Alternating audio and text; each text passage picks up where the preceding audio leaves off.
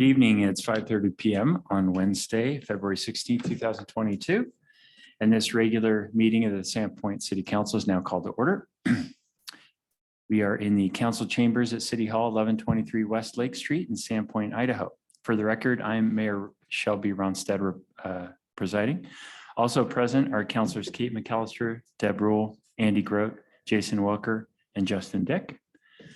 Councilor Joel Aspiro is absent this evening. We'll now rise for the Pledge of Allegiance. I pledge allegiance to the flag of the United States of America and to the republic for which it stands, one nation, under God, indivisible, with liberty. Keep up with you, Justin. Sorry. Before we proceed with our agenda this evening, I'd like to announce that an amendment to the agenda was proposed and posted. The amended agenda cannot become effective without a motion and vote of council. With that, I would entertain a motion to approve the amended agenda. Is there a motion? So moved. Second. Been moved and seconded. This will be a roll call vote. Councilor Welker, Yes. Councilor Dick, Yes. Councilor Rule, Yes. Councilor Grote, Yes. Councilor McAllister. Yes. Motion passes. Are there any announcements from council? I have one. I would just like to thank the police for Winter Carnival. They did such a good job on the world's smallest parade, protecting us. It was very fantastic. So Chief, thank you. Thank you and the guys for doing that. That was really wonderful. Thanks, Kate. Any other announcements from council? Announcements from staff? Not this evening, Mayor. Okay. Next is the public forum portion of the meeting, which gives the public the opportunity to address the council and myself regarding items either listed on the consent calendar or on any topic not listed on the agenda. Those here in the chambers who wish to speak will need to complete a sign-up form, which is available by the front door on the table, and hand that form to the clerk up front. If you're on Zoom and wish to speak, please raise your hand. Comments shall not be personally derogatory, nor shall they be personally directed at any individual, organization, or business. Public comment opportunities during meetings are for comments only. Please do not direct any questions to council or staff, and do not approach the dais. Each speaker will be allowed 3 minutes. Madam Clerk, has anyone signed up to speak on Zoom? Mr. Mayor, no, not so far. And I believe you have one there at the dais. Yes, thank you. All right. So Asia Williams. Mr. Mayor, I believe she wants to speak on item 8C. Oh, I my believe it's bad. the other I'm one. sorry. Janine Shepherd. Haven't seen you in a while. Thanks for coming back. Missed you guys. Hi, Mayor, Council members. I just came to pray for you today before the meeting, just ask for a blessing. So I would love it if you would join me in prayer. Dear Heavenly Father, we come before you with humble hearts, asking your blessing to be upon the mayor, council members, and staff as they work through the agenda tonight. Help them to be strong in you and attuned to your voice. Be their guiding force in each decision that is made tonight. Help their hearts be for you tonight and for the people of our city. Give them supernatural wisdom as they hear information and make it clear to them the direction you desire our city to go. We pray for your hand of protection on our city and that the evil one would go in Jesus' name. Wash over our city with your spirit, bringing all to the knowledge of your love for them. Bring in the harvest, Lord, and use us to do it. Help us to be your hands and feet to the world. In Jesus' name, amen. Amen. Thank you. Thank you. Okay, is there anyone else who would like to speak during the public forum? Hearing none, that concludes the public forum portion of the meeting this evening. We'll now proceed with the consent calendar. For the record, the total amount of bills is $1,322,402.39, reflecting $507,581.61 for regular payables and $814,820.78 for payroll. Are there any items council wishes to remove from the consent calendar? Seeing none, I would entertain a motion that the consent calendar be approved. So moved. Second. Been moved and seconded. I would like to ask the council to approve this consent calendar and thereby appointing Ned Brandenberger, who just walked in the door, to the Sandpoint Urban Renewal Commission. I'm sorry, Sandpoint Urban Renewal Agency Board of Commissioners.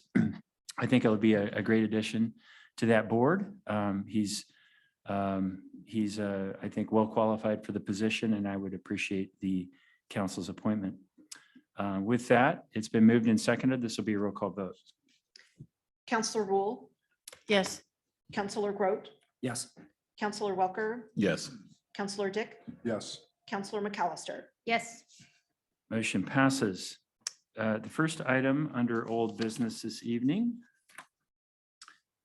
Council will consider scheduling a public hearing to discuss and take action on proposed amendments to Sandpoint City Code Title 9, Chapter 2, Commercial Zoning Districts pertaining to setbacks along Sand Creek. I will now yield the floor to City Planner Amy Tweeten, who will introduce this item for us. Thank you. Thank you, Mayor and council members. Again, this is a ordinance coming forward from the Planning Commission. Ordinance to or amendment to the zoning ordinance related to setbacks along Sand Creek. And given that this has been an item in discussion for over a year now, for the background on the request, I'm going to turn it over to Amanda Wilson. Thank you very much, Amy, and good evening, Mr. Mayor and council members. Just as a reminder, I believe it was mentioned earlier, but wanted to note again that we're not asking for any approvals this evening, no action other than requesting City Council consider scheduling a public hearing to hear more detailed presentation as well as any comments from the public. So no public comments on this item tonight. That said, we also just concluded, as you're all well aware, a on-site public workshop related to this matter. So I apologize in advance if I repeat or sound like a broken record on some of the things that we just got done reviewing, but I would, for the everyone that's here this evening, just like to touch on a few key points. And then we'll get into the weeds of the proposed amendments. Please feel free to ask either Amy or myself questions throughout the presentation. I've started with a slide in front of you this evening. It says Sand Creek Downtown Waterfront Concept. This is not a new concept. As you'll all recall, this is the concept that is included in the adopted Parks and Recreation Master Plan. This is in front of you this evening for the sake of reminding everyone that the amendments coming before City Council are amendments that we have been directly working on in correlation with this proposed plan. Specifically, we started visualizing and discussing what we wanted our waterfront to look like about 20 years ago with the implementation of the byway.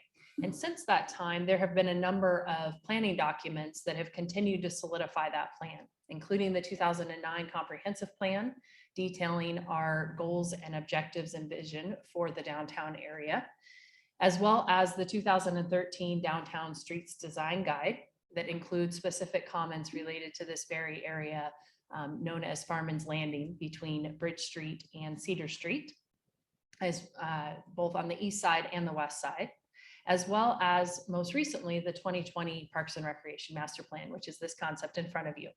So this concept, as you can see, I realize it's a bit small, but it includes a variety of elements, including a plaza. It has a stairs steps down system providing access to the waterfront.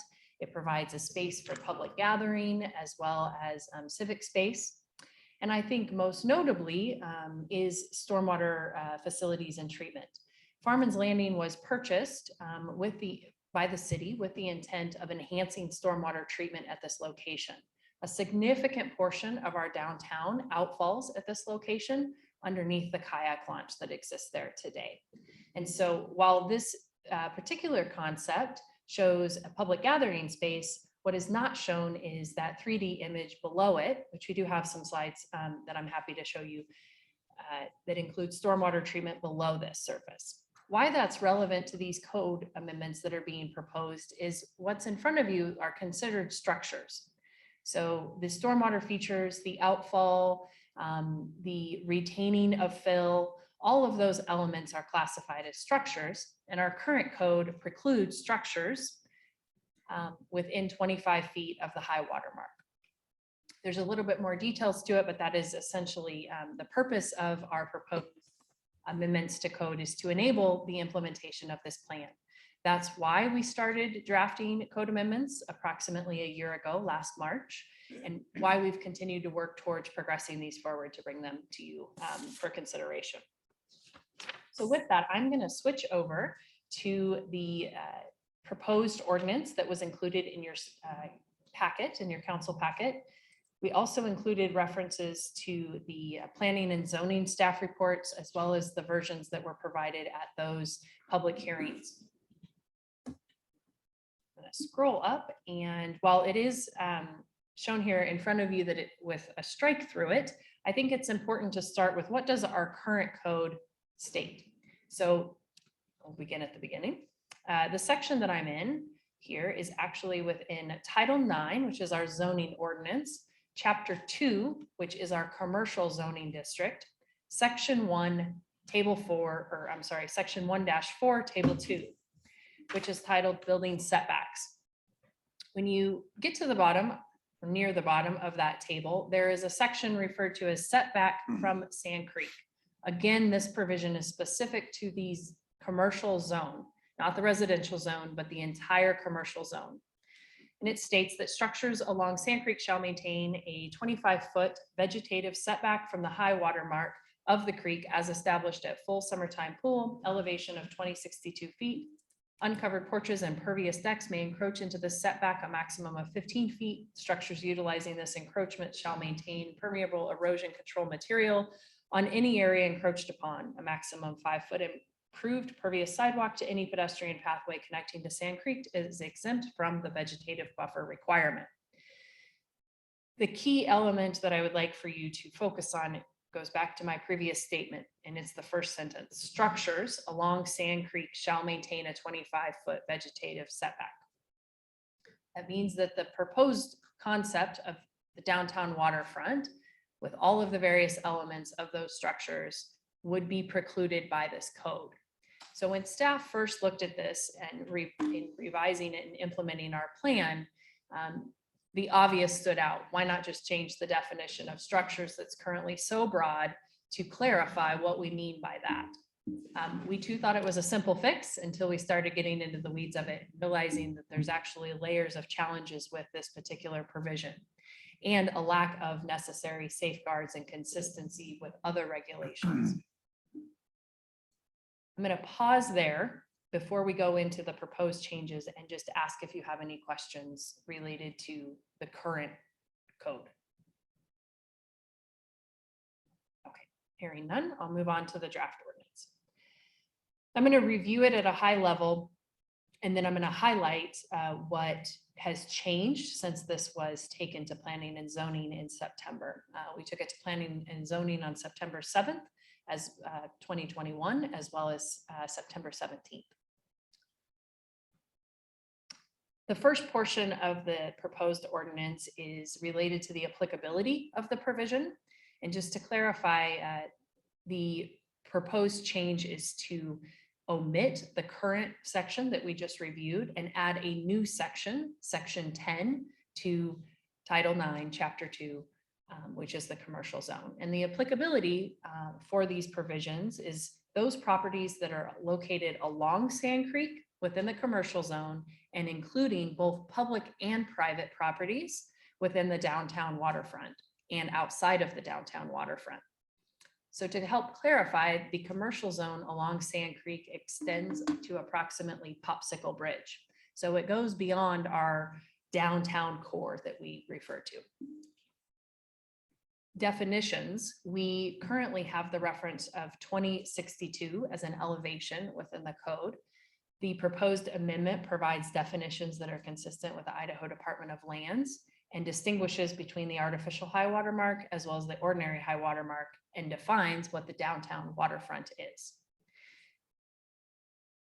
The downtown waterfront is the area on both sides of Sand Creek, from Highway 95 bypass to First Avenue in between Cedar Street and to the north.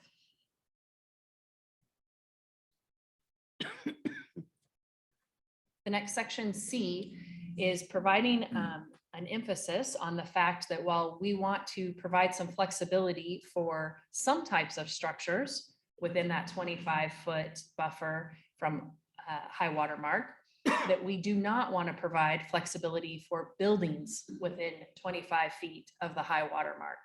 And so this is stating that buildings shall be set back a minimum of 25 feet from the high water mark. To help clarify a common question, a deck is considered part of a building. So a deck would not be allowed within a 25-foot setback. While the code doesn't specifically, this code doesn't specifically address decks as being part of a building, the building code does. So essentially, if it requires a building permit and the building code refers to it as a building, then it would not be allowed within 25 feet of the high water mark. It further goes on to state, and the last sentence there is a change from what was provided at planning and zoning, which is that property owners are prohibited from performing site improvements and or disturbing ground without getting a permit. So this addition was proposed in collaboration with the Lake Pend Oreille Waterkeeper around the idea that a lot of times property owners begin their projects such as clearing and grading, and then they apply for their building permit. And at times it could be too late. They've already impacted the area within that 25-foot zone before the city's even aware of their project. So here on the forefront, we're trying to make sure that property owners recognize that, hey, before you touch anything, you really need to get a permit from the city. So that was the addition from our last meeting with planning and zoning based upon feedback that we received. Section D is noting that if you're going to build buildings within the downtown waterfront, as defined by this code, that it needs to have consistency with our adopted planning documents. That does include, but is not limited to, the orientation of buildings. We've had a lot of conversations around the vision for downtown and providing economic, and the priority for providing economic vitality, and that the waterfront provides us some additional opportunities to do so. And so ensuring that the buildings as they're being designed and constructed in our downtown core take that into consideration, as well as water quality and preservation of public access. It became clear that including provisions to this accord would help further clarify that priority of the city that's been identified in our master plans. And then section E is providing conditions for functionally dependent water uses and structures. So this would include elements such as boardwalks, stormwater systems, plazas, walkways, stair features, as well as stream stabilization and moorage facilities. Essentially, if you are proposing, a property owner or the city is proposing to construct anything within that 25-foot zone of the high water mark, you have to do three things. You have to obtain a conditional use permit from the city. We've recently had several come forward before planning and zoning, as well as city council. We have a whole separate section of code that has 9 key elements that have to be met for a conditional use permit to be issued. Those we can certainly go over, but they include a variety of safeguards to ensure things like the safeguards around environmental protection and protection of our major important features, which we'll touch on section G in that regard, as well as costs to the public and public access and public safety. Number 2, it requires notification and approval of all applicable state and federal agencies and consistency with those regulations. The reason that this has been noted is to ensure that a property owner that's considering development is aware that you most likely need a permit from the state and potentially the federal regulatory agencies as well when you're developing within this area and this proximity to the creek, so that it's not an afterthought in their planning process. What it does not do is provide the city authority to impose any rules below high water mark. That is not our jurisdiction. Our jurisdiction is from the high water mark upland. It's actually the Idaho Department of Lands and the Army Corps of Engineers and FEMA that have more authority in that realm than we do. But this is saying we care if you're in that area, and therefore these are the measures that we want you to address. While we have a stormwater ordinance that exists today, this again is informing applicants that you need to be planning in accordance with that stormwater ordinance right out of the gate. This was a point of much discussion during the development of this draft, which was around the idea of referencing the other elements of our code that already exist that are far more robust when it comes to our expectations. So rather than in this portion of our zoning ordinance, getting into the weeds of pervious surface and impervious surface and treatment types and what we expect when it comes to stormwater, instead pointing people to the stormwater ordinance, where over time we're ensuring that that is meeting the latest and greatest best management practices, and we can continue to improve in that regard, as well as provide flexibility for solutions that may be very site specific. And then section F was a recommendation that came forward to say, if you're going to do artwork with adjacent to Sand Creek, most artwork is fine, but hey, if you're going to get too big with your artwork, then it needs to meet the provisions of section E that we just reviewed. Section G is an addition. I'm sorry, so is section F. Section F was not provided and as presented to planning and zoning last September, nor was G. And G is saying that conditional use process, when the Planning and Zoning Commission and or City Council is reviewing a conditional use permit, and criteria 9 of the conditional use permit process provides a requirement that we consider environmental features of major importance. This section of code is saying, although it should seem to be a given, we're being extremely clear that Sand Creek is considered by the city a feature of major importance, and it shall remain protected, so that during the review of a conditional use permit, that is not something that is up for debate. The development shall be consistent with the physical, or shall commiserate, I'm sorry, with the physical characteristics of Sand Creek and protect the fish, wildlife, recreation resources, and avoid undue water and air pollution. So again, this is that direct correlation with the conditional use permit process, and it is emphasizing that importance of the ecology of Sand Creek. That was something that came out of the public comments that we heard, as well as comments from the Lake Commission and the Lake Pend Oreille Waterkeeper, that we needed to further emphasize the importance of water quality and the ecology around Sand Creek. And that was really the intent of section G here. We worked really closely with a variety of stakeholders to land on this language.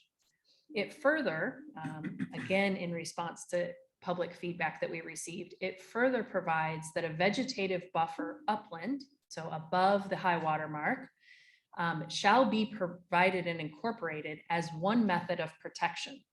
So again, back to our concept of what we're looking to do on our property, it doesn't have to be the sole solution. You could have additional treatments below the vegetative buffer. However, if you're not going to provide additional elements, at a minimum, you have to provide an effective vegetative buffer. And the word effective is really important. We talked about this when we were on site today. There are vegetative buffers that exist today along Sand Creek that are too steep to be effective, and or they have invasive species that the water is passing through. So just because something is a vegetative buffer doesn't mean that it's providing our desired treatment.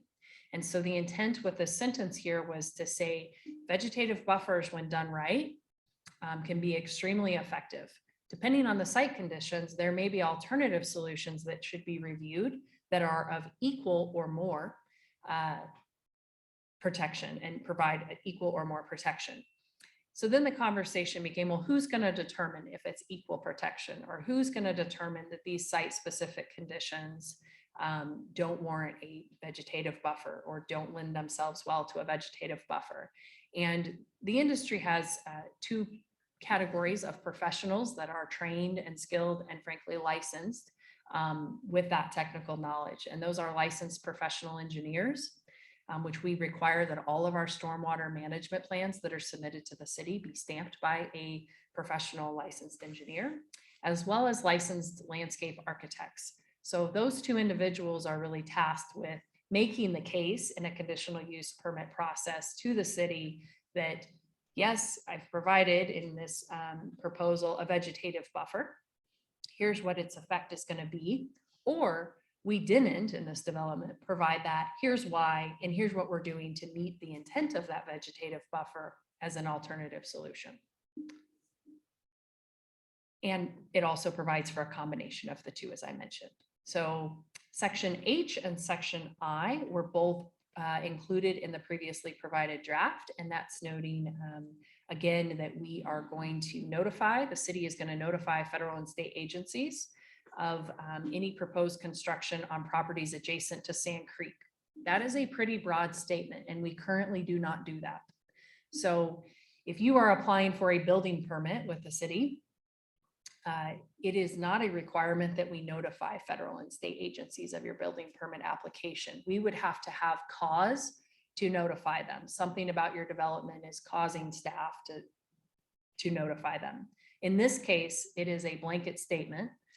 So we're ensuring that staff isn't overlooking something that a federal or state agency may have input or a comment on. So we will be notifying all of those agencies, even if it's simply a building permit that is not within the 25 feet, obviously, of the high water mark. It's really a belt and suspenders measure, as well as our ability to satisfy condition I, which is when we receive comments from federal and state and other local jurisdictions regarding best management practices and or conditions of a development, that our own permits are being conditioned accordingly. Specifically around things like erosion and sediment control. The Idaho Department of Environmental Quality has a lot of provisions and adopted practices in that regard. So while our code may not go into specificity on all of those state regulations and best management practices, this provision allows us to rely upon them and incorporate them in our permits. Same with riparian areas, wetlands, water quality, and then obviously fish, wildlife, and plant habitats. So with that, I will pause and open it up for any questions. Council? Mr. Mayor, Yeah. I don't have a question. I would just like to actually commend Amanda and Amy, who's joined the team more recently. Looking back on what was presented to planning and zoning in September, it's really impressive how this has evolved and responded to the feedback that the commission provided. And a lot of that was coming from the public and that we heard from the public. We called for a public workshop, which we had tonight. There was a great turnout. I just really like how this has evolved. And in preparation, I actually reviewed the comp plan from 2009 or 2008 today. And I highlighted a few items that I think this code does a really good job at fulfilling. And that is just a few highlights here under policies for resource protection to preserve and protect Sandpoint's natural resources. The policies are encourage through management of land uses and infill the protection of natural resources and wildlife. Encourage the development of a long-range plan to protect Sandpoint's water quality and reduce nutrient load into the Pend Oreille River system, the Pend Oreille water system, and to encourage public acquisition and or protection of sensitive habitats, including but not limited to wetlands and shorelines, and protect scenic resources, water and mountain views by identifying and preserving view sheds. So compared to the one paragraph that we currently have in code, I think this addresses a lot of those issues far more robustly than what we have now. So thank you for taking the time to work on this. And I think it's come a long way. So Thank you very much. Thank you for those comments, Councillor. Yep, Mr. Mayor, I'd like to add to that also. So we're most likely going to see more situations like this where we have the right people at the right time digging through some of the documents that have already been written down. And as we're seeing what has been written down being tested with some of the growing pains that we're currently having. For those who are studying how we got here, there was ample public input. The commission did a great job with, I believe, drawing some of the important conversation pieces out of it.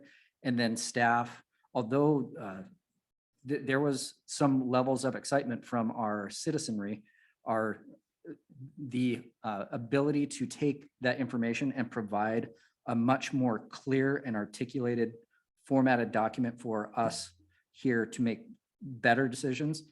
I thank you. I look forward to more, and I want to let the citizenry know, like, good job. Thanks for showing up, and just continue to be patient and kind with everyone as we go through this. So thank you. Good job. Mr. Mayor, Great comments. Yep, go ahead. I'll be short. So if and when this does come back in front of us, if we approve that this evening, I had a couple short comments. Because because staff has made a number of changes in this ordinance, will this go in front of planning and zoning again? And is that like a state code? And does it have to, do they have to kind of give their opinion on these new draft changes before it comes back to us? My understanding is no. However, we do have Fonda online with us tonight, so I will defer to her. Thank you, Mr. Mayor and Council. No, this will not need to go back through planning and zoning at this point. All of the additions and or changes from planning and zoning to the form that you see this evening are the direct result of the public input and direction from planning and zoning. There have been no substantial changes outside of that direction. So the decision by council tonight is just whether or not to schedule a public hearing now in front of council. It will not need to go back.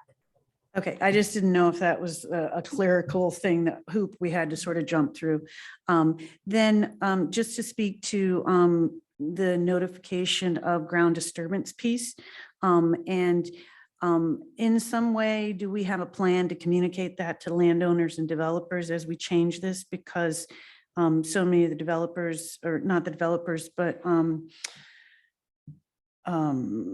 construction companies here, this is going to be a change for them, and they could do it and then ask for forgiveness later because they didn't know. So I'm hoping that we have some sort of plan to follow through on that piece. And then I'd love to see as part of your presentation, the 9 key elements, just so that the public can be more involved and aware of that. I think a lot of us understand that, but I think it would make the presentation much more clear so that they have a good understanding if we vote to have it come back. And then something else, again, for the public, is when we mention the stormwater code, if we could potentially put in the chapter references and numbers so that for anybody who does want to research this when it comes, that they can then quickly move back to that and don't have to potentially call and bug one of you to know where to find that and whatnot. So I'd love to see that code referenced in there, and that's even helpful for council to do that, because we know, but if it's there, we can get there quicker. So that's it. Thank you. Good suggestions, Counselor. Any other questions or comments? Okay. We'll entertain a motion. Oh, I'm sorry. Is there anyone from the public that would like to comment on this issue? I guess not for the public hearing. Okay. I would entertain a motion to schedule a public hearing for March 16, 2022 regarding proposed amendments to Sandpoint City Code Title 9, Chapter 2, Commercial Zoning Districts pertaining to setbacks along Sand Creek. Is there a motion? So moved. Second. It's been moved and seconded. This will be a roll call vote. Counselor Groot, Yes. Counselor Dick, Yes. Counselor Rule, Yes. Counselor Welker, Yes. Counselor McAllister. Yes. Motion passes. The next item under old business is a proposed memorandum of understanding with the city of Ketchum for the city of Sandpoint to participate in resort city lobbyist services for the 2022 Idaho legislative session. So you all will recall this from, I think this was our first council meeting, perhaps, of the year. And when I came to you with a proposal and a request for $2,000 of funding to support a resort cities lobbyist, of which we would be partnering with other resort cities across the state to contract a consultant, and there has been a consultant selected and brought on board. That's Sullivan Rehberger. And we've met a couple of times so far over the year. We meet every 2 weeks on Monday for a legislative review. And then we talk about current issues that we want to move forward. So where we left off on that January meeting was a request from council to come back to you with an MOU and with a description of what kinds of items would be discussed, what the focus of this resort city lobbyist effort would be, and then details as far as who was selected and what the price tag would be there. So here we are. And I'd like to share with you, as I said, we've met a couple of times. We meet on Monday mornings, and we get a review, legislative review from Sullivan Rehberger, and they walk us through what's going on, what the hot topics are in the legislature that are relevant to resort cities, and that's really helpful. And then we'll go over other issues that we're trying to move as resort cities, and I want to review or share with you two reasons that we're engaged in this effort. And number one is to have someone at the legislature on site that has the capacity to observe, hear, and communicate any threats to existing local option tax authority, which is, as you know, is a very crucial funding mechanism that municipalities have the ability to levy. And we currently have a bed tax. It's a local option tax, but we commonly call it the bed tax here. 7% that's helps fund things like the diver dredging program to keep our waters clean at the city beach, as well as supporting health and safety, emergency services, support extra police during the busy summer months, and things like that, that those funds are used. And as you all know, we've also had a 1% local option tax to fund reconstruction and redevelopment of the War Memorial Field project. And so there's other opportunities to use the local option tax. It's currently used by the city, but there's other opportunities to use it in the future. And this is a very special taxing authority that is available to resort cities in the state of Idaho. So we want to protect that and enhance that if we can, as a mechanism, a tool for us to use. Number two is to explore supporting legislation to assist our communities and provide workforce housing for our workforce needs. And that was really a primary driver for me, especially going into this together with these other resort cities. And I really have appreciated the leadership of the city of Ketchum and in particular, but it's been a really good group so far. There's about 20 of us that are participating on these calls on Mondays. And with that, there's an MOU before you that's in your packet. And the funding request, the budgeted amount was $2,000, but the request in this MOU is for $1,000, which is on par with what other cities of our size and scale are contributing to the pot. The total funding for Sullivan Rehberger is $25,000. I think it's a great value.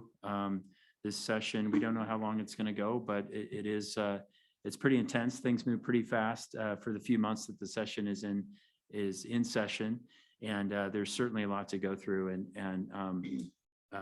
So it's great to have some professional eyes on the ball that can keep us on the tip of the cutting edge here and aware of what's coming through and able to have an influence. So some of the other things that come up to give you a little bit of perspective, we talked about the workforce housing, we talked about local option taxing authority, but another issue that has come up repeatedly in years past has never quite made it through the legislature, and that is amendments to Idaho's liquor law. And I'm sure many of you recall, I'm sure you do, Justin, this is, you probably had personal experience with this, but there have been efforts typically led by resort cities to try to amend Idaho's liquor law, which is very restrictive, as you probably know. And it's never quite made it all the way through, but there's always been a lot of interest there. And I see that there's renewed interest again coming forward this year. And I imagine the resort cities will definitely engage in that discussion. We already are engaging in that discussion. So that gives you some perspective. And then another bill, House Bill 442, was making its way through committee.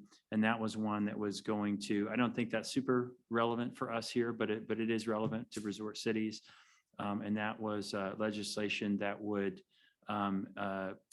give local authorities the ability to regulate applications for housing applications. So these would be for, multifamily housing developments. The way that the law currently stands is property owners can allow, they may have one room available, but they can take 100 applications for that one room and charge a fee for all of those, right? So this would be a bill that would allow local local jurisdictions to regulate that and limit that kind of what might be called abuse by the landowners. So those are the kinds of different kinds of bills that can come through that sort of come across our purview, to give you a little bit of perspective. But there's some others that you saw in your packet. So with that, what I'm asking for you here is your endorsement of my signature on this memorandum of understanding with the city of Ketchum, committing the city of Sandpoint to $1,000 towards this effort of supporting the resort city lobbyist. And I'd be happy to entertain any questions that you may have.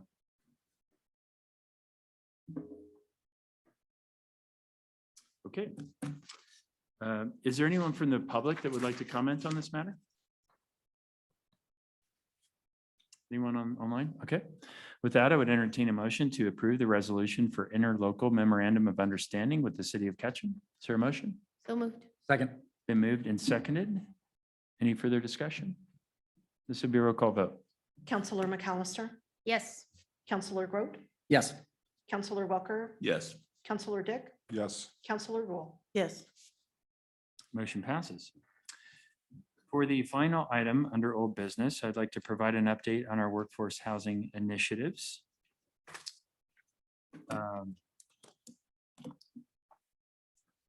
Bear with me 1 second, please.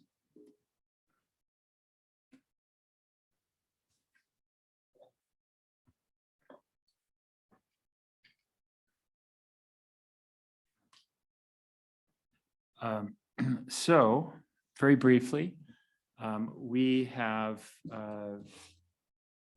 let me give you a little bit of a history piece here. So in 3 years ago, there was a group called Bonner Regional Team. And Kate was on that group. Deb, did you ever attend any of those meetings? No? Bonner Okay. Regional Group. On a regional group. Anyway, the purpose of the group was to look at the impacts of growth in our community and to try to do what we can. This was intended to be a multi-jurisdictional group. It included staff and elected officials from Bonner County, City of Sandpoint, Ponderay, Dover, Kootenai, as well as non-government organizations and other business owners and other stakeholders to try and, head off the impacts of growth. We saw that our community was starting to really grow. Of course, this was before the explosion we've seen over the last few years, but already we were starting to see that, and we wanted to be prepared for it and start thinking together about how we can, mitigate some of those potentially negative impacts. So this group, we met several times over a period of maybe a year and a half or so. And it was facilitated by a professional facilitator, a professor from University of Utah who was originally from Sandpoint.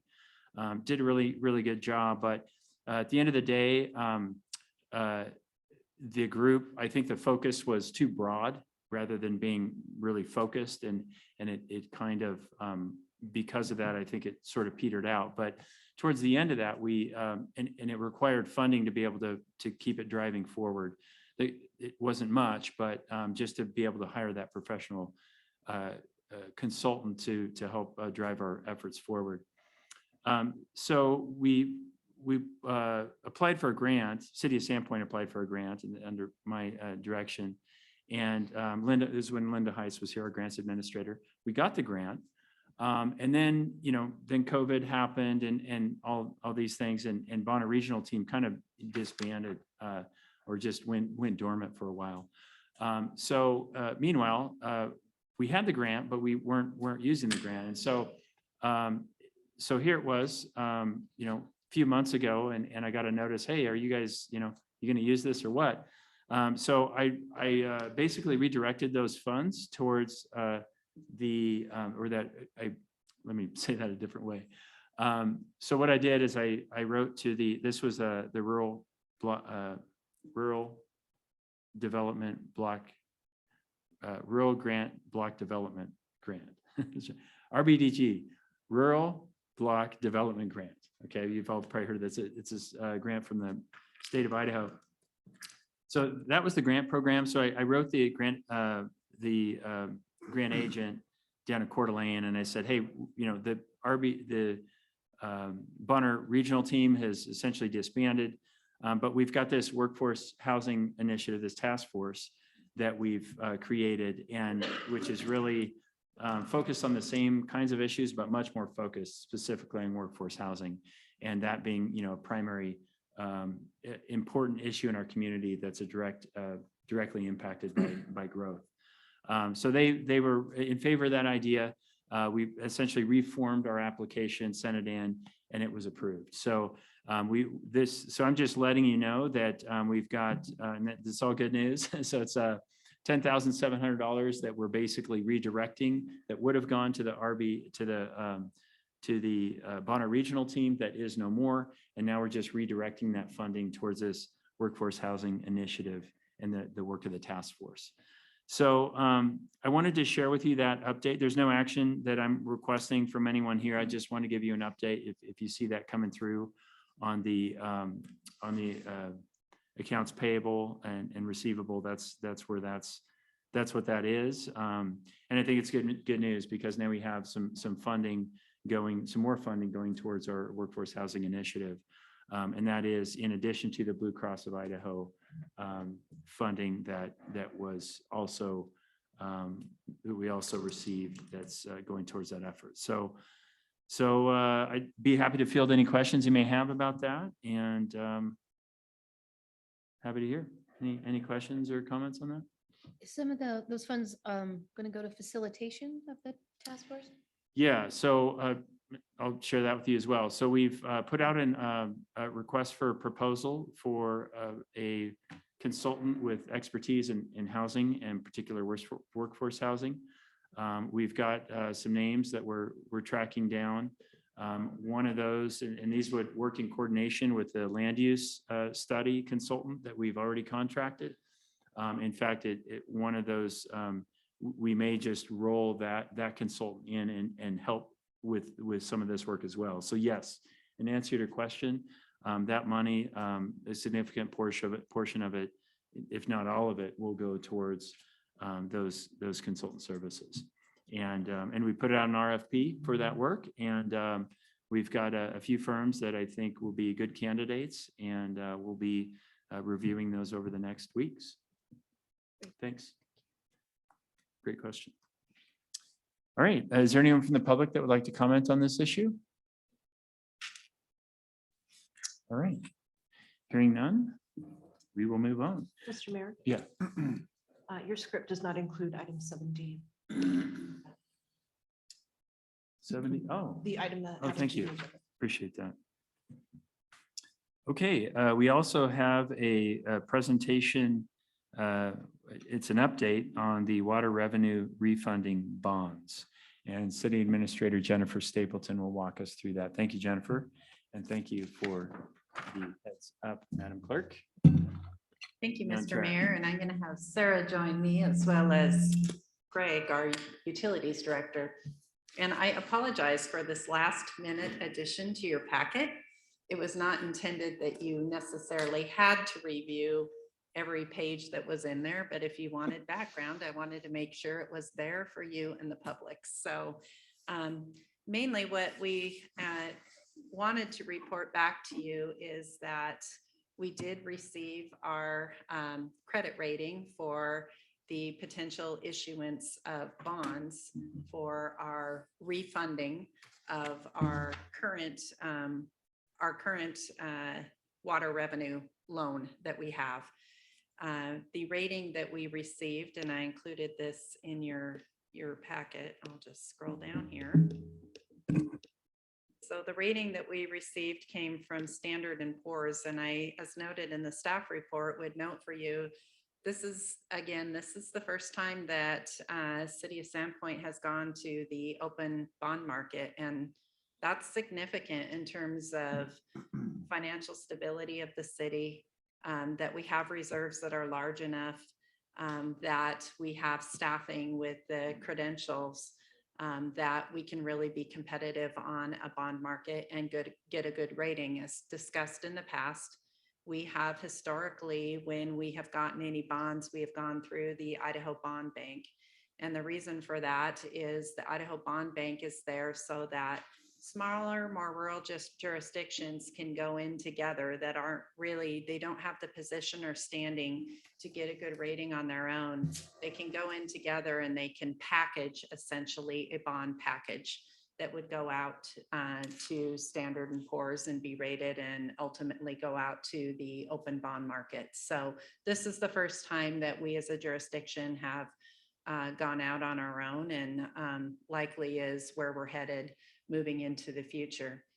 It was expected that given our strong reserves, given the credentials of the staffing, given our water management, our capital planning, really it was a full analysis of the organization, of how we manage our water utility, our staffing, our funding levels, our rates. It was a little bit of everything went into the consideration for the credit rating.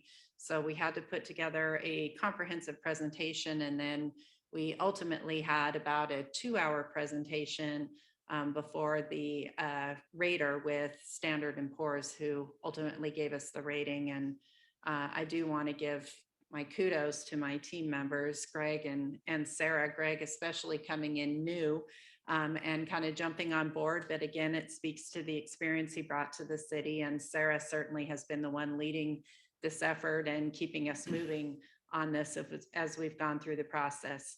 Ultimately, the bond rating we did receive was an A+ rating, which says we are a stable entity. That's rating only our water utility, but it looks at the overall financial and management of the city as an organization as a whole. The reason that I know it's specifically rating our water utility is as we move forward with a sewer treatment facility, we will have to go through this entire process, and we'll have a separate rating specifically for our sewer utility, which is different than our water utility. So I do want to note that. The difference between us being rated an A+ versus a AA+ is really our size. So you will commonly see with larger jurisdictions, they may be a AA+, kind of the absolute platinum standard is a AAA+ bond rating, but you're going to see that of a jurisdiction with population of several million. In fact, I talked with one former city manager today, and we were bringing this up, and he was telling me that he was always trying to get that AAA+ bond rating, and it was year after year of trying to get that, and they had unrestricted reserves in their utility fund of 100 million.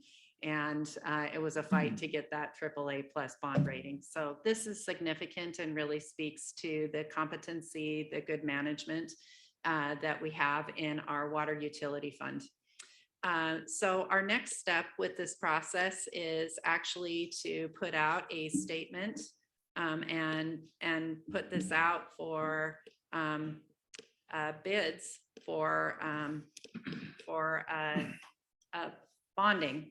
And what we are required to put out is a preliminary, it's a preliminary official statement. So the goal would be to issue this preliminary official statement that goes in conjunction now with our bond rating out to the bond markets. So our preliminary official statement, I wanted you to know what was in there. There's no action that you have to take tonight unless looking through this, you saw a significant error or correction that you felt needed to be made. We've gone through this numerous times. I think we've had 4 or 5, at least 4 or 5 conference calls on this with both our bond counsel as well as our disclosure counsel.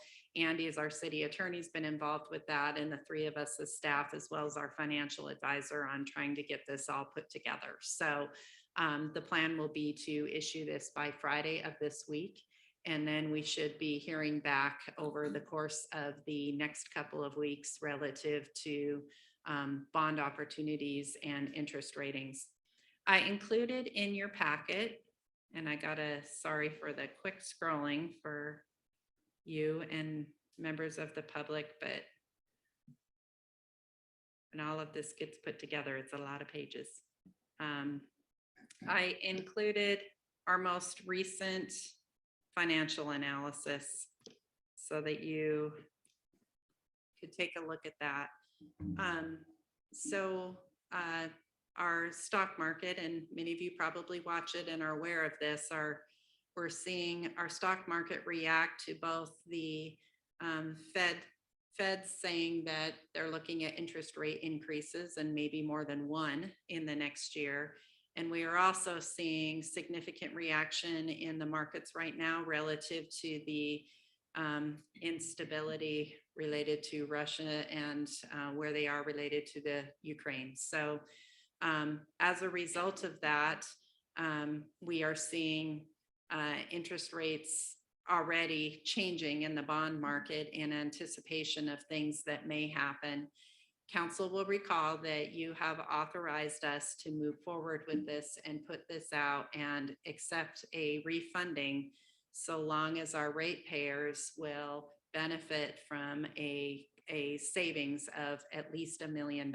So as of a couple of days ago, when we got that this week, then the current projection, it looked like that's still feasible. At this point, we're kind of on a day-by-day basis. And again, the instability, particularly in the Ukraine region, is driving that. So while our intention was to move forward with bonds in the next few weeks, we may see that change. We may ice it for a little bit, waiting for things to stabilize a little bit. But I did want to make you aware that at this point, the plan is still to move forward. And we do still expect that we can achieve that minimum of $1 million savings for our ratepayers. And again, this is due to a significant reduction in interest that they would be paying on the bonds. Sarah, did I miss anything, or Greg, that you felt we should add? No prop for this tonight, Greg. No props. I So included. it looks, I mean, just, you know, from what we see here, it looks like we're saving about 1.4 from February 10th, 22 to the 13. Let's see, am I reading this right? So originally, when we were looking Oh, I at see. this, so it's varied anywhere see. from upwards of 1.5 now to we're squeaking by above that $1 million. But again, the $1 million is the threshold that was approved by council. Okay. I think it's important to note that rating, we sit up here and we get tasked with making a lot of decisions with a lot of information. And this is a big one moving forward, the bond rate study, figuring out what's best for our citizens. And then the other things that are moving in the future. For while I'm sitting here getting the information that we have such a good positive rating, in large part due to our reserves, as well as the staff that have been employed to do a very good job to set us up for this. So then I'm going to direct, not necessarily a question, but more of a statement to Greg, that this is one of the reasons why you were brought on was to help us with this. And you're getting handed this, and you're getting handed something that's not broken, which is nice as a professional. I would just like to get your kind of your vision, not necessarily a vision, get some of your thoughts on moving forward and how to help us as we look forward to this. Well, thank you, Mayor, Councilor Grote. The water system is in good shape, and then, you know, and after 5 weeks, I was thinking back there as I was sitting, for this particular report, but you'll hear from me certainly in the future as we delve into the rate study. We're going to get our first cut, if you will, back on the rate study to staff this Friday, for instance. We've downloaded a lot of information and they'll start giving us the first cuts as to how that'll all play out. The reason I bring that up is because that gives us an opportunity to balance long-term capital, short-term capital, these kinds of things, the big expenses coming down the pike and how to smooth that out and make the rates tolerable for our citizens. It's a big deal, and that's what we do in the rate study, and I think you'll find that interesting because we'll do some real-time analysis before you as to how that looks on the financial graphs. The water system in particular is in very good shape, and I enjoyed these interviews and learning about it. I had a plan in front of me that you guys did and approved just recently, just last year's plan. So I had the instruction book in front of me that talked about all the operations and how well we do as a water department. It also lists then also future capital projects. And that was one of the questions even yesterday as we were talking to the bond council as well, was, gee, you don't have much in here in terms of capital needs, what is otherwise routine capital needs in the water utility in particular. So for those, we can kind of pretty much roll along and pay as we go and pay cash. And that's what I think gave us good standing and this good rating. And so that's the water system. And then later on, you'll be hearing a lot more about the sewer side of that, which I know quite a bit already. So that's a little bit of forecasting also as to what we're going to be looking to in terms of the balancing up our needs and the financials and through the rate study as well. So you're telling us we shouldn't expect an A+ rating for our wastewater bond? I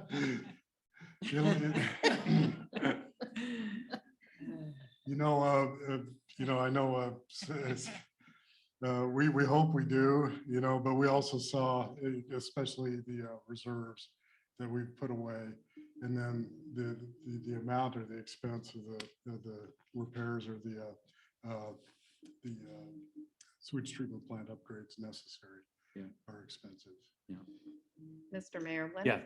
one of the weaknesses I would note, if you look at weaknesses in the rating agency report, is they noted the low wages in our region, which then directly ties into ability to afford water rates, right? So I would just make note of that the rating agencies had specifically called that out.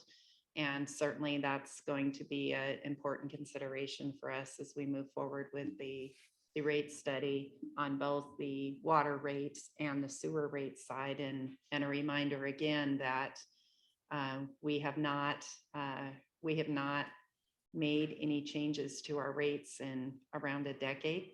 And we had not done our previous water study and what was implemented and sewer study and rate structure. It didn't include inflational incremental growth either. So it may be challenging as we go back and revisit our rates, but certainly there will be lots of opportunity for discussion at council meetings and public input as was presented at the council meeting late last year.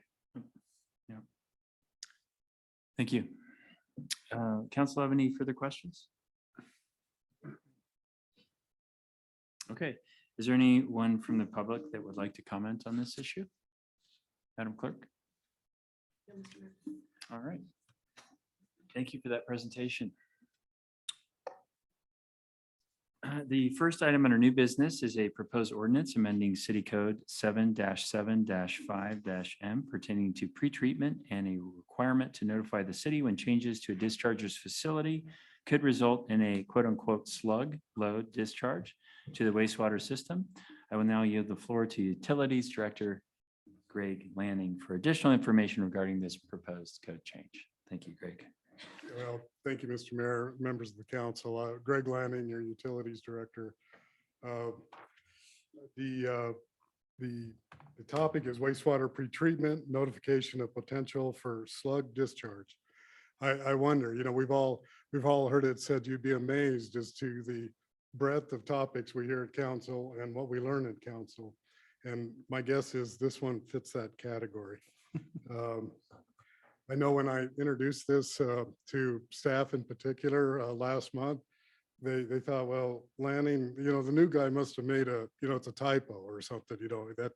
And so, and then from there, it went downhill. And see, there's some sewer jokes in there too, but I'll refrain at least.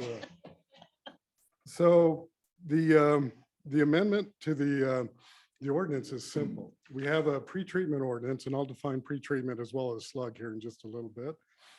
And the ordinance is required for facilities such as ours to comply with our permit to discharge. We treat the water, we have a permit to discharge, and we have requirements and restrictions as to what that discharge can look like. Part of that then is the pretreatment or part of the ordinance.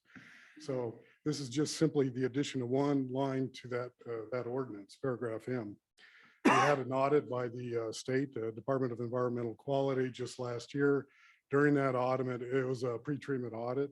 They come in, they look at everything physical as well as our ordinances. They come back and they said, everything's fine, except you're not quite in compliance in terms of that. So that's why the sentence showed up like it did and why it's in before council tonight.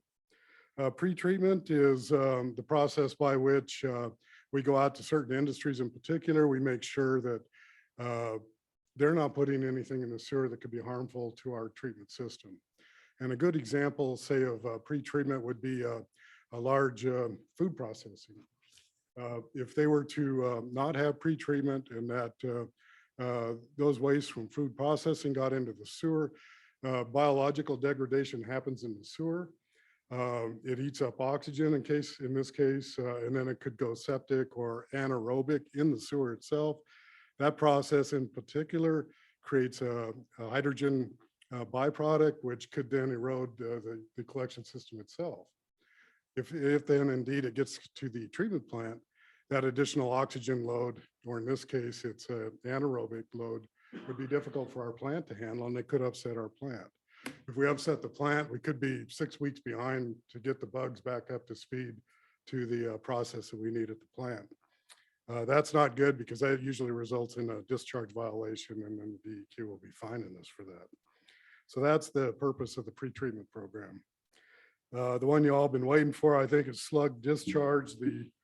And the reason I got caught up in this one is because it's just everyday lingo, and it kind of made sense to me. When staff heard that, they thought, gee, if it wasn't a typo, then it must be those snails without shells, and what are they doing in our sewer? Get rid of them. Got yeah, to discharge them. Yeah. Have those in our water. Yeah. You hear all sorts of things about, clams and others, that tend to get into systems that are very bad. That's not what this slug is. By definition, it's any discharge of a non-routine or episodic nature, including but not limited to an accidental spill or non-customary batch discharge. So in this case, a good analogy would be you're draining your pool. And if you let all the chemicals in the pool, if you let it go too quickly and it got down to sewer, the same chemicals that kill bugs in the pool would kill bugs then at the sewage treatment plant. That'd be a good example of a slug discharge. So for that pool operator, we would not want to know how they do that and why they do that. And then we have ways to ameliorate that, less discharge or different chemicals, those kinds of things. So that then would be the definition of the slug. The action tonight then is just simply to adopt those proposed changes to Ordinance Chapter 7, Section 5M, protection from regulated materials, and be happy to answer any more questions. Great, thank you, Greg. Council, any questions? No, but I just have a comment. It's the only thing I learned out of the 185 page sewer report that I've read. And I came back and told everybody, know what a slug load is? So I knew it. That paid off reading all 185 pages. That's all. Thank you, Greg. Appreciate it. Is there anyone from the public that would like to comment on this matter? Madam Clerk? No, Mr. Mayor. Okay, hearing none, I will now read the title of the ordinance as follows. An ordinance of the city of Sandpoint and municipal corporation of the state of Idaho, amending Sandpoint City Code Title 7, Chapter 7, Section 5M, protection from regulated materials, providing for repeal and severability, and providing for publication and an effective date. I would entertain a motion that the ordinance pass its first reading by title only and the summary is approved. So moved. Second. It's been moved and seconded. This will be a roll call vote. Counselor Dick, Yes. Counselor McAllister, Yes. Counselor Welker, Yes. Counselor Rule, Yes. Counselor Groot. Yes. Okay, the ordinance has passed its first reading by title only and the summary is approved. I would entertain a motion that the rules requiring 3 separate readings, once in the ordinance's entirety, be suspended and that the ordinance passes second and third readings under suspension of the rules. Is there a motion? So moved. Second. It's been moved and seconded. This will be a roll call vote. Counselor Rule, Yes. Counselor Dick, Yes. Counselor McAllister, Yes. Counselor Welker, Yes. Counselor Groot. Yes. The motion passed and this ordinance is considered read, passed and adopted under suspension of the rules. The next item under new business, staff seeks permission to apply for a National Park Service, Rivers, Trails, and Conservation Assistance Program grant for funding that will provide technical assistance with development of the Little Sand Creek Watershed Recreation Plan. Does council have any questions? Mr. Mayor? Yeah. As a member of the public who outside of council chambers is an executive director of a trails organization that will be working closely with the city on this future project that is affected by funding from this grant, I have decided to recuse myself from the vote on whether or not to apply for the grant. Okay. So I'll take a seat in the audience and rejoin you shortly. Thank you. Appreciate that. Does council have any questions for Maeve or Jennifer? No? Okay. Is there anyone from the public that would like to comment on this matter? Seeing none, I would entertain a motion to approve the resolution for National Park Service, Rivers, Trails, and Conservation Assistance Program grant application for the Little Sand Creek Watershed Recreation Plan. Is there a motion? So moved. It's been moved and seconded. This will be a roll call vote. Counselor Dick, Yes. Counselor Rule, Yes. Counselor Groot, Yes. Counselor McAllister. Yes. Motion passes. The final item on the agenda this evening is a request to adopt and recognize June 19th, known as Juneteenth, as a new legal public holiday in Sandpoint. For those who aren't familiar with Juneteenth, this holiday commemorates June 19th, 1865, the day the Union Army Major General Gordon Granger rode into Galveston, Texas, and took slaves of their emancipation, more than 2 years after President Abraham Lincoln issued the Emancipation Proclamation on January 1st, 1863. As even after President Lincoln declared all enslaved people free on paper, that hadn't necessarily been the case in practice. On June 17th, 2021, after near unanimous approval of Congress, Juneteenth was recognized as an official federal holiday, with the legislation supported by all 4 members of Idaho's congressional delegation. Governor Brad Little also recognized Juneteenth as a state holiday under Idaho code. And since that time, the cities of Boise, Meridian, Lewiston, Nampa, Moscow, and Rexburg, along with Kootenai, Valley, Minidoka, Payette, and Elmore counties have recognized Juneteenth as an official holiday. This past November, the Bonner County Commissioners also recognized Juneteenth as a holiday. Does council have any questions? Okay. Are there any members from the public that would like to comment on this issue? We have Asia Williams, who has signed up to speak on this matter. I'm sorry? Does a person get to yield an additional 3 minutes? 3 minutes per person. So politically, race has been an issue in this country, and I find it very troubling that this country is always insistent on celebrating the negative. For Black people, we're not celebrating anything other than something related to slavery, something related to racism. It's not reasonable and it's not inclusive. Black history is not its own section. It should just be incorporated in history. Juneteenth isn't celebratory for Black people. The image that you showed last year was of Black people twerking over an ambulance. That's not benefiting the community of Black people. It's actually very degrading. I am a competent, confident individual. In my lifetime, I have dealt, and I still deal with now because of this type of decision, as well as CRT, with being questioned with whether or not I'm smart enough. I spoke across this country in National Forensics League. While debating, I have been met with people who have said, you speak well for where you probably come from. And now as a director in the nursing field, I still deal with people who question whether or not I'm intelligent enough because a federal government continues to minimize. They continue to say that in order for Black people to be in medicine, we're going to lower the testing score. So when I'm coming to give somebody life-saving care, they question whether or not I'm still the right person to come in. You don't have to celebrate Juneteenth. We don't know anything other than the Martin Luther King, the Malcolm X. Where are we celebrating the people that have accomplished things that can uplift the Black community? We never do that for Black people. We never do that for brown people. White people get to celebrate the success of their culture.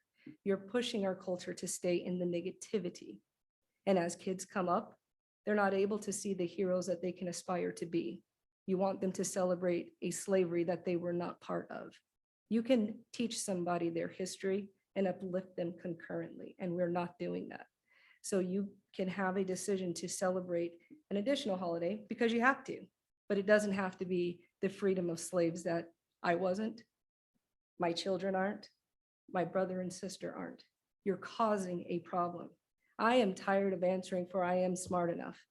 I know what I do. I am a 6 Sigma black belt. I'm a nurse and I have a master's degree. My lowest grade in a master's program was an A-, and I'm tired of explaining that to people because of political stunts like this. This wasn't engendered to bring us all together. It's divisive. We are intentionally segregating Black people from the norm. So I'll always be the exception to the rule because the rule is negative inherently. Asia, you have That is 30 not what seconds. we should do as a community. You're not even celebrating Black History Month. We don't need to celebrate Juneteenth. Thank you for those comments. Anyone else that would like to comment on this matter? Okay.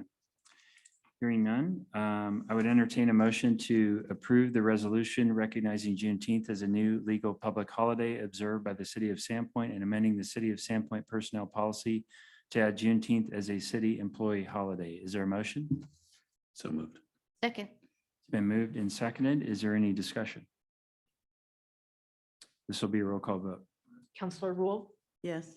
Counselor Groot, Yes. Counselor Welker, Yes. Counselor Dick, Yes. Counselor McAllister. Yes. Motion passes and this meeting is adjourned at 6:47 PM. Thank you for coming, everybody.